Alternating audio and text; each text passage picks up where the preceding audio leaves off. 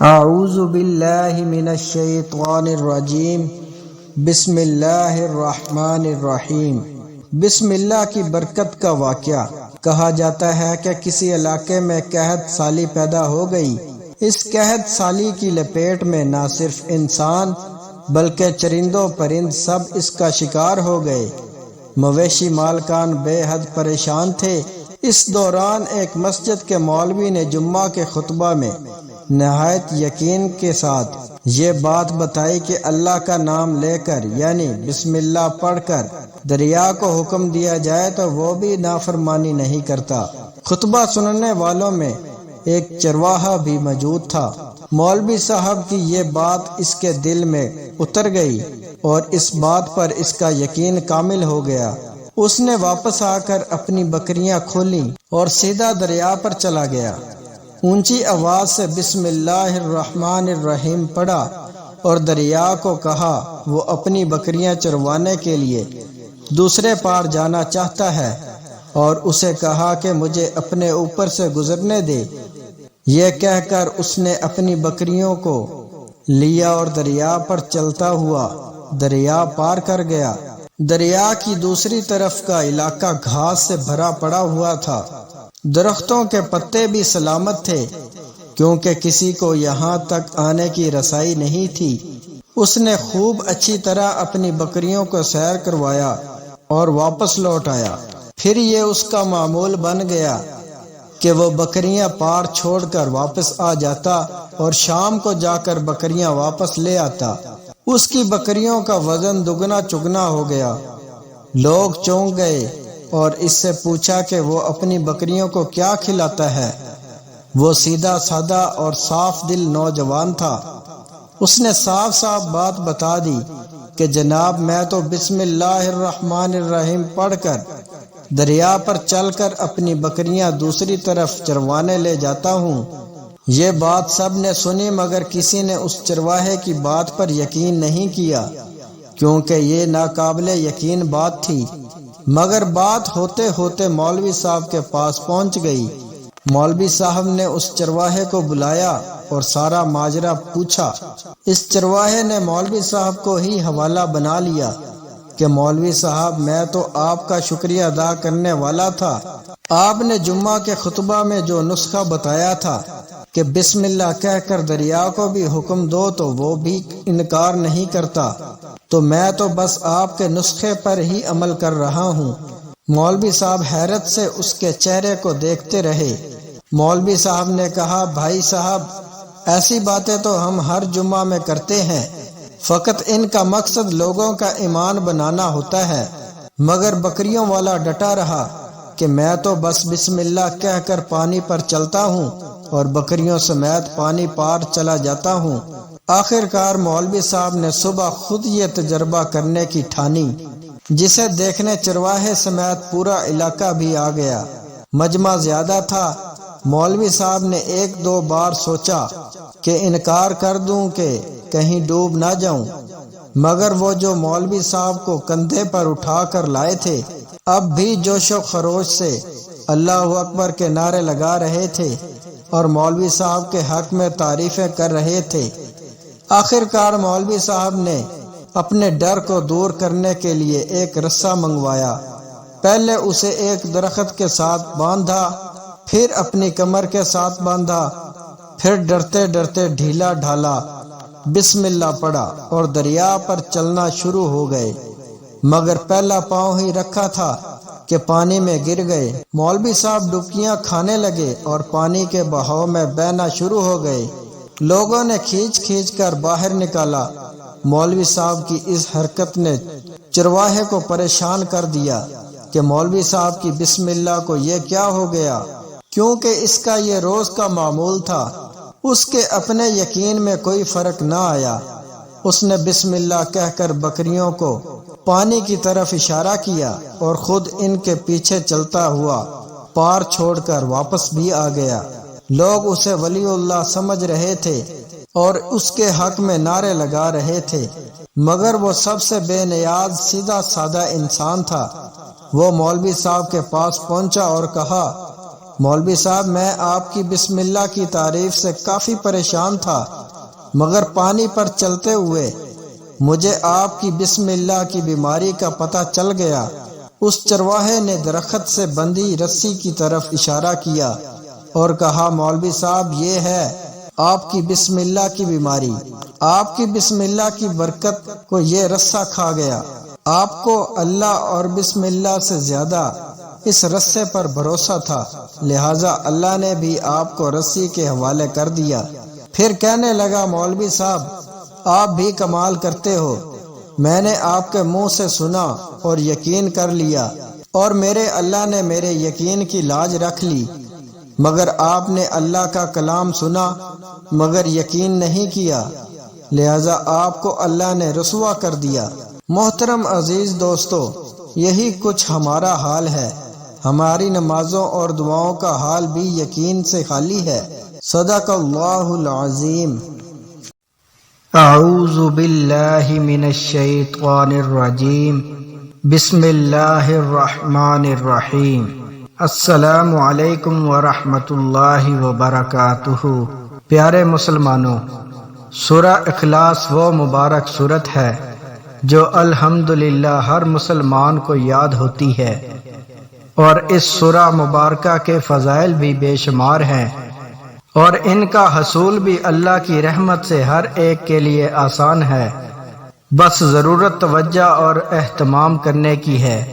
ہم یہاں سورہ اخلاص کی تلاوت کے بعد فضائل کو ذکر کرتے ہیں تاکہ اس سورہ مبارکہ کی فضیلت معلوم ہونے کے بعد ہم کثرت کے ساتھ اس کی تلاوت کرنے والے بن جائیں، اور توفیق اللہ پاک کی طرف سے ہے۔ تو آئیے شروع کرتے ہیں۔ ایک مرتبہ سورہ اخلاص پڑھنے کی فضیلت۔ رسول اللہ صلی اللہ علیہ وآلہ وسلم نے فرمایا، جس شخص نے قل هو اللہ احد پڑھا اس نے گویا تہائی قرآن پڑھا۔ فرض نماز کے بعد 10 مرتبہ سورہ اخلاص پڑھنے کی فضیلت۔ رسول اللہ صلی اللہ علیہ وآلہ وسلم نے فرمایا، 3 عمل ایسے ہیں کہ جن کو اگر کوئی ایمان کی حالت میں کرتا ہے تو وہ جنت کے جس دروازے سے چاہے داخل ہو جائے گا، اور جس حور سے چاہے گا نکاح کر لے گا، جو اپنے قاتل کو معاف کر دے، جو خفیہ طور پر کسی کا قرض ادا کر دے، جو ہر فرض نماز کے بعد 10 مرتبہ سورہ اخلاص پڑھے۔ حضرت ابو بکر صدیق رضی اللہ تعالی عنہ نے رسول اللہ صلی اللہ علیہ وآلہ وسلم کی خدمت میں عرض کیا، یا رسول اللہ صلی اللہ علیہ وآلہ وسلم، اگر ان میں کوئی ایک کام کرے، فرمایا اسے بھی یہی درجہ حاصل ہوگا۔ 10 مرتبہ سورہ اخلاص پڑھنے کی فضیلت۔ نبی اکرم صلی اللہ علیہ وآلہ وسلم نے فرمایا، جس نے قل هو اللہ احد کو 10 مرتبہ پڑھا، اللہ تعالیٰ اس کے لیے جنت میں ایک محل بنائے گا۔ حضرت عمر رضی اللہ تعالی عنہ نے یہ فضیلت سن کر عرض کیا، یا رسول اللہ صلی اللہ علیہ وآلہ وسلم، تب تو ہم اسے کثرت سے پڑھیں گے۔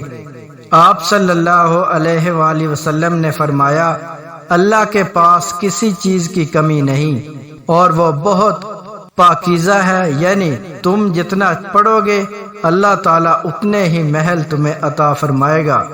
50 مرتبہ سورہ اخلاص پڑھنے کی فضیلت۔ حضرت انس رضی اللہ تعالی عنہ سے مرفوعاً روایت ہے، جو 50 بار قل هو اللہ احد پڑھے گا، اللہ تعالیٰ اس کے 50 سال کے گناہ معاف کر دے گا۔ 100 مرتبہ سورہ اخلاص پڑھنے کی فضیلت۔ انس بن مالک رضی اللہ تعالی عنہ سے روایت ہے کہ آپ صلی اللہ علیہ وآلہ وسلم نے فرمایا، جو شخص 100 مرتبہ قل هو اللہ احد پڑھے گا، اللہ تعالیٰ اس کے 50 سال کے گناہ معاف کر دے گا، بشرطے کہ وہ 4 خصلتوں سے بچے: حرمت والا خون بہانے سے، اور حرام مال کھانے سے، اور زنا کاری سے، اور ناجائز مشروبات سے۔ اور طبرانی کی روایت میں ہے کہ نبی پاک صلی اللہ علیہ وآلہ وسلم نے فرمایا، جو نماز میں یا خارج نماز میں 100 بار قل هو اللہ احد پڑھے گا، اللہ تعالیٰ اس کے لیے جہنم سے آزادی لکھ دے گا۔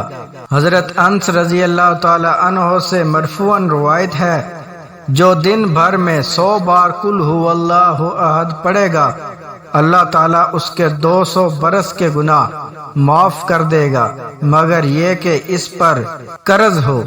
200 مرتبہ سورہ اخلاص پڑھنے کی فضیلت۔ حضرت انس رضی اللہ تعالی عنہ سے مرفوعاً روایت ہے، جو دن بھر میں 200 مرتبہ سورہ اخلاص پڑھے گا، اللہ تعالیٰ اس کے لیے 1500 نیکیاں لکھے گا، مگر یہ کہ اس پر قرض ہو، یعنی قرض معاف نہ ہوگا۔ 1000 مرتبہ سورہ اخلاص پڑھنے کی فضیلت۔ حضرت حذیفہ رضی اللہ تعالی عنہ سے مرفوعاً روایت ہے، جس نے 1000 بار قل هو اللہ احد پڑھی تو تحقیق اس نے اپنی جان اللہ تعالی سے خرید لی۔ ہمہ وقت سورہ اخلاص پڑھنے والے صحابی کا مرتبہ۔ حضرت انس رضی اللہ تعالی عنہ فرماتے ہیں کہ ہم غزوہ تبوک میں حضور صلی اللہ علیہ وآلہ وسلم کے ساتھ تھے۔ ایک دن سورج ایسے نور اور روشن کرنوں کے ساتھ طلوع ہوا کہ اس سے پہلے ہم نے کبھی نہ دیکھا تھا۔ تھوڑی دیر بعد حضرت جبریل علیہ السلام نبی کریم صلی اللہ علیہ وآلہ وسلم کی خدمت میں حاضر ہوئے۔ آپ صلی اللہ علیہ وآلہ وسلم نے فرمایا، جبریل، جیسے آج سورج طلوع ہوا اس سے پہلے ایسا کبھی نہیں دیکھا۔ انہوں نے عرض کیا، آپ صلی اللہ علیہ وآلہ وسلم کے صحابی معاویہ بن معاویہ لیثی مدینہ طیبہ میں انتقال فرما گئے ہیں۔ اللہ تعالیٰ نے ان کی نماز جنازہ میں 70,000 فرشتے بھیجے ہیں۔ آپ صلی اللہ علیہ وآلہ وسلم نے دریافت فرمایا، انہیں یہ مقام کیسے حاصل ہوا؟ سیدنا جبرائیل علیہ السلام نے فرمایا، یہ دن رات چلتے پھرتے اٹھتے بیٹھتے ہر حالت میں قل هو اللہ احد کی تلاوت کیا کرتے تھے، یہ اسی کا اجر ہے۔ سورہ اخلاص کی محبت جنت کو لازم کرتی ہے۔ حضرت عائشہ صدیقہ رضی اللہ تعالی عنہ فرماتی ہیں کہ رسول اللہ صلی اللہ علیہ وآلہ وسلم نے ایک شخص کو کسی سریہ میں بھیجا تو وہ اپنے ساتھیوں کی امامت کراتے ہوئے اپنی قرات کو قل هو اللہ احد پر ختم کیا کرتا تھا۔ جب وہ لشکر واپس آیا اور لوگوں نے رسول اللہ صلی اللہ علیہ وآلہ وسلم کی خدمت میں اس بات کا تذکرہ کیا تو آپ صلی اللہ علیہ وآلہ وسلم نے فرمایا کہ اس سے پوچھو کہ وہ ایسا کیوں کرتا ہے۔ جب لوگوں نے اس سے پوچھا تو اس نے جواب دیا، اس لیے کہ اس میں رحمان عز و جل کی تعریف ہے اور میں اسے پڑھنا پسند کرتا ہوں۔ تو آپ صلی اللہ علیہ وآلہ وسلم نے فرمایا، اسے خبر دے دو کہ اللہ عز و جل بھی اس سے محبت فرماتا ہے۔ رسول اللہ صلی اللہ علیہ وآلہ وسلم اپنے ایک صحابی کے ساتھ کہیں جا رہے تھے کہ آپ صلی اللہ علیہ وآلہ وسلم نے کسی شخص کو سورہ اخلاص پڑھتے ہوئے سنا تو آپ صلی اللہ علیہ وآلہ وسلم نے ارشاد فرمایا، واجب ہو گئی۔ صحابی نے عرض کیا، یا رسول اللہ صلی اللہ علیہ وآلہ وسلم کیا واجب ہو گئی؟ فرمایا، جنت۔ گھر میں داخل ہوتے وقت سورہ اخلاص پڑھنے کی فضیلت۔ حضرت جریر بن عبداللہ رضی اللہ تعالی عنہ سے مروی ہے کہ رسول اللہ صلی اللہ علیہ وآلہ وسلم نے فرمایا، جس نے اپنے گھر داخل ہوتے وقت قل هو اللہ احد پڑھی، یہ سورت اس کے گھر اور پڑوسیوں کے گھر سے شر کو دور بھگا دیتی ہے۔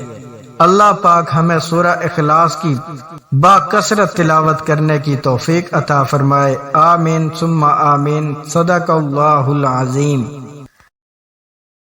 اعوذ باللہ من الشیطان الرجیم، بسم اللہ الرحمن الرحیم۔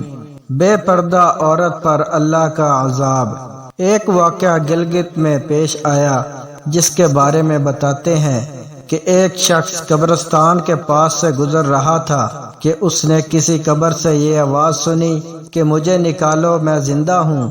جب 1-2 مرتبہ اس نے آواز سنی تو اس نے یہ سمجھا کہ یہ میرا وہم ہے، لیکن جب مسلسل اس نے یہ آواز سنی تو اس کو یقین ہونے لگا۔ چنانچہ قریب میں ایک بستی تھی، وہ شخص اس میں آیا اور لوگوں کو اس آواز کے بارے میں بتا کر کہا کہ تم بھی چلو اور اس آواز کو سنو۔ چنانچہ کچھ لوگ اس کے ساتھ آئے، انہوں نے بھی یہی آواز سنی اور سب نے یقین کر لیا کہ واقعی یہ آواز قبر سے آ رہی ہے۔ اب یقین ہونے کے بعد ان لوگوں کو مسئلہ پوچھنے کی فکر ہوئی کہ پہلے علماء سے یہ مسئلہ معلوم کرو کہ قبر کھولنا جائز ہے یا نہیں۔ چنانچہ وہ لوگ محلے کی مسجد کے امام صاحب کے پاس گئے اور ان سے کہا کہ اس طرح قبر سے آواز آ رہی ہے اور میت یہ کہہ رہی ہے کہ مجھے قبر سے باہر نکالو میں زندہ ہوں۔ اس پر امام صاحب نے فرمایا اگر تمہیں اس کے زندہ ہونے کا یقین ہو گیا ہے تو قبر کو کھول لو اور اس کو باہر نکال لو۔ چنانچہ یہ لوگ ہمت کر کے قبرستان گئے اور جا کر قبر کھولی۔ اب جو ہی تختہ ہٹایا تو دیکھا اندر ایک عورت برہنہ حالت میں بیٹھی ہوئی ہے اور اس کا کفن گل چکا ہے۔ پھر لوگوں نے سنا کہ وہ عورت کہہ رہی ہے جلدی سے میرے گھر سے میرے کپڑے لاؤ، میں کپڑے پہن کر باہر نکلوں گی۔ چنانچہ یہ لوگ فوراً دوڑ کر اس کے گھر گئے اور جا کر اس کے گھر والوں کو یہ واقعہ بتایا۔ اس کے کپڑے چادر وغیرہ لے کر آئے اور لا کے اندر پھینک دیے۔ اس عورت نے ان کپڑوں کو پہنا اور چادر اپنے اوپر ڈالی، پھر تیزی سے بجلی کی طرح اپنی قبر سے نکلی اور دوڑتی ہوئی اپنے گھر کی طرف بھاگی۔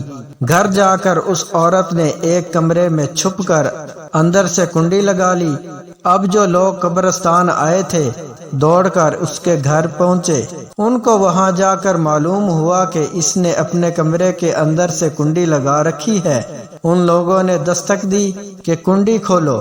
اندر سے اس عورت نے جواب دیا میں کنڈی تو کھول دوں گی، لیکن کمرے کے اندر وہ شخص داخل ہو جس کے اندر مجھے دیکھنے کی تاب ہو، اس لیے کہ اس وقت میری حالت ایسی ہے کہ ہر آدمی مجھے دیکھ کر برداشت نہیں کر سکے گا، لہذا کوئی دل گردے والا شخص اندر آئے اور آ کر میری حالت دیکھے۔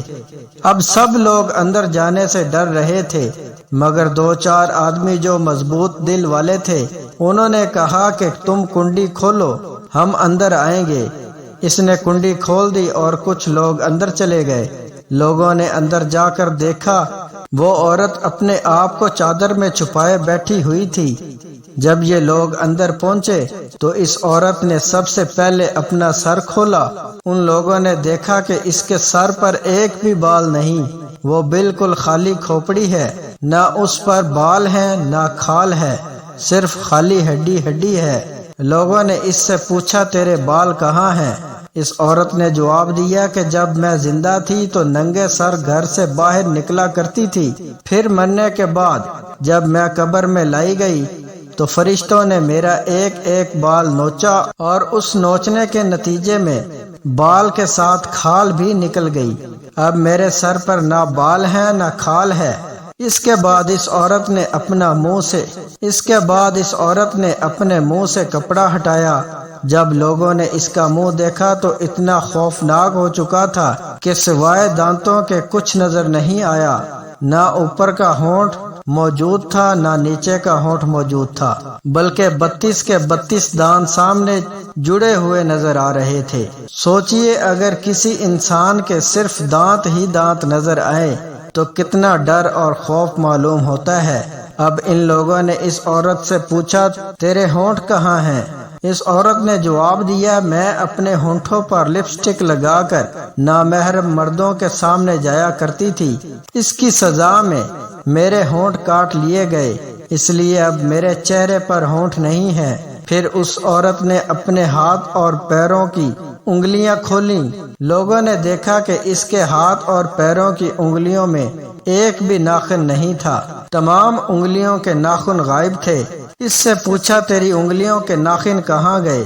اس عورت نے جواب دیا، ناخن پالش لگانے کی وجہ سے میرا ایک ایک ناخن کھینچ لیا گیا، چونکہ میں یہ سارے کام کر کے گھر سے باہر نکلا کرتی تھی، اس لیے جیسے ہی میں مرنے کے بعد قبر میں پہنچی تو میرے ساتھ یہ معاملہ کیا گیا اور مجھے یہ سزا ملی کہ میرے سر کے بال بھی نوچ دیے گئے، میرے ہونٹ بھی کاٹ دیے گئے اور ناخن بھی کھینچ لیے گئے۔ اتنی باتیں کرنے کے بعد وہ بے ہوش ہو گئی اور مردہ بے جان ہو گئی جیسے لاش ہوتی ہے۔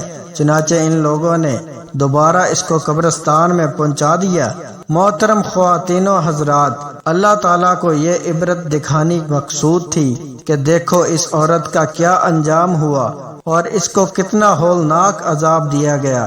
بے پردہ خواتین اس واقعے سے عبرت لیں اور ان گناہوں سے توبہ کریں جس کی سزا بروز قیامت بہت سخت ہے۔ صدق اللہ العظیم۔